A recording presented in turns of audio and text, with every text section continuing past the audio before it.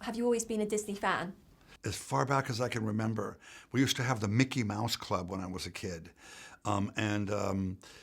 All these young kids were on it, and it was a musical program that came on after school. And I remember just being rushing home from school and turning on the television and getting as close to it as I could. I wished I could jump through the screen and be in it. So yeah, I have been ever since I was a little boy. We had the Wonderful World of Disney, the Mickey Mouse Club, and then of course all the great animations back then. I mean, I was a big fan of Peter Pan and Snow White, and that was my childhood. We were introduced to so many new characters in the first Descendants film. Do we see new characters with Descendants 2? We sure do, played by really fantastic actors and actresses.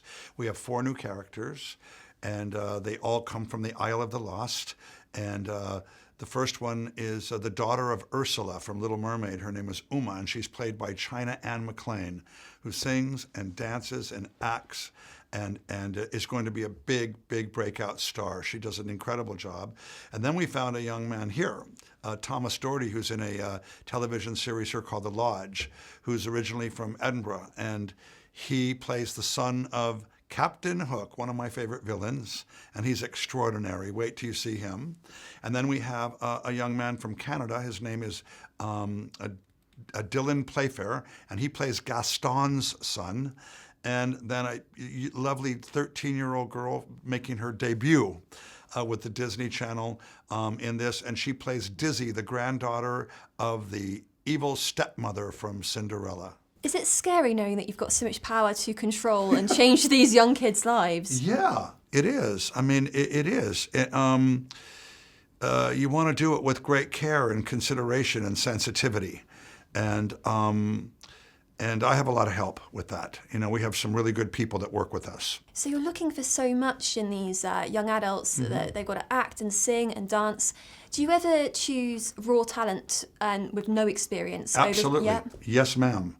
Yes, ma'am. And there are a lot of people that appeared in High School Musical and in Descendants that don't come, with dance, singing, and acting.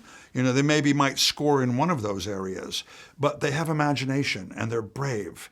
And there's something about them that when you meet them and you spend time with them and you watch them during the process of auditioning, that your confidence grows and you say, this is a person who can go there, who I'll be able to inspire to go there.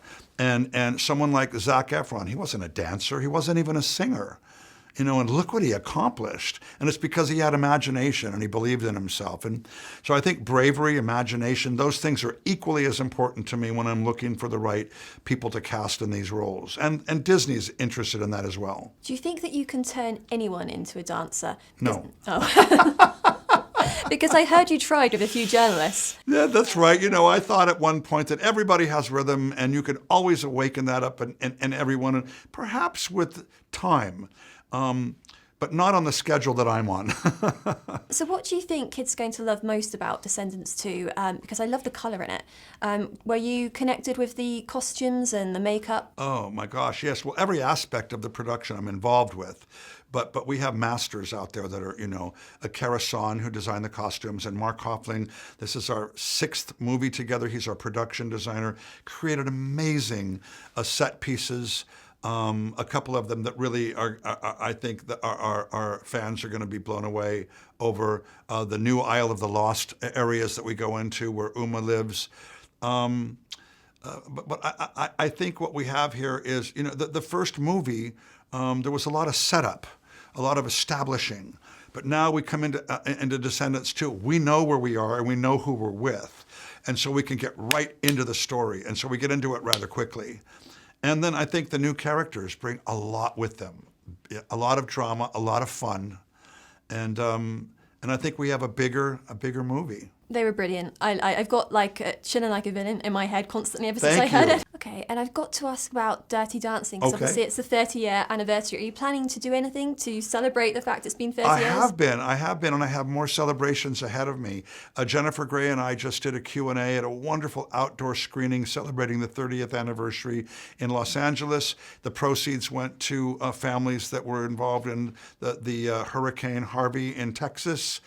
And we had an amazing night with a couple thousand people on a hillside watching the movie, and it brought back fantastic memories. Wow, that sounds like so much fun. Yeah.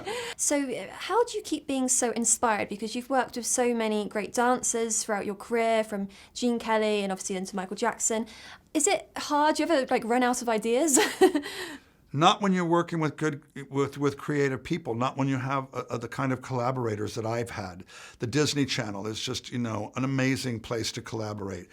From the president of the Disney Channel, Gary Marsh, all of his associates and executives, all of the creative people that work there in casting, all of the music people, Steve Vincent, who's been behind every single record, every soundtrack that we've done since I've been there.